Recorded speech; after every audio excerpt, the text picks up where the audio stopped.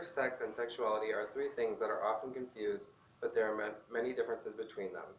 Everyone knows someone from the LGBTQ community, but might not know the differences between gender and sexuality. Many people don't know the difference between all three, but being a part of the LGBT community, I have learned a lot about these three topics. In this speech, I'm going to tell you about the differences between sexuality, the difference between sex and gender, and how different genders have been discriminated against. First, I'm going to start by telling you the difference between sexualities. First, I'm going to talk about the different sexualities. Homosexuality is when two people of the same gender are attracted to each other. This is what's called the Kinsey scale.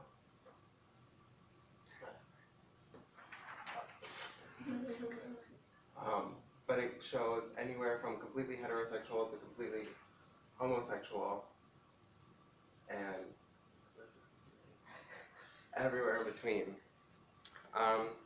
Sexual orientation, unlike gender and sex, is seen as absolute, where one sexuality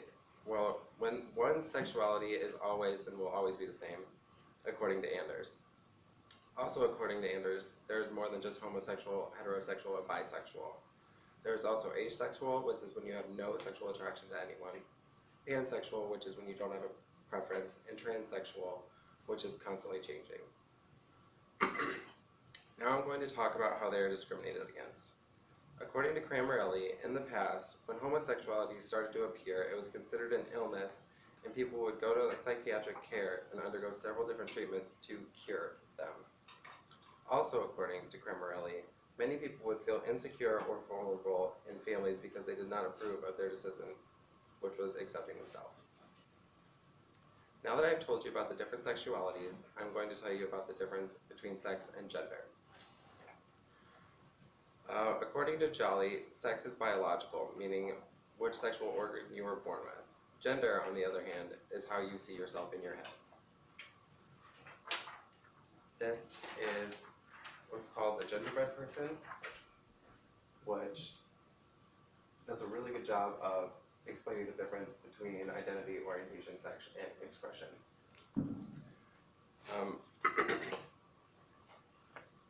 Next, I'm going to talk about what is called gender expression. According to Jolly, gender expression is a way to portray your gender. This means the way you dress, the way you act, whether it be masculine, feminine, or androgynous, which can be anywhere between there. Now I'm going to tell you how they're discriminated against. According to Branch, many schools don't accommodate to non-binary genders. When schools teach sex ed, they don't teach about different sexualities and gender. They have always taught that men are attracted to women and that you are either a man or a woman.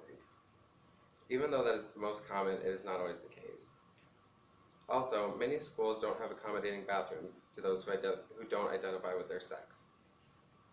It is very controversial, which is why it hasn't been touched on that much, but schools are starting to address the issue by adding gender-neutral bathrooms.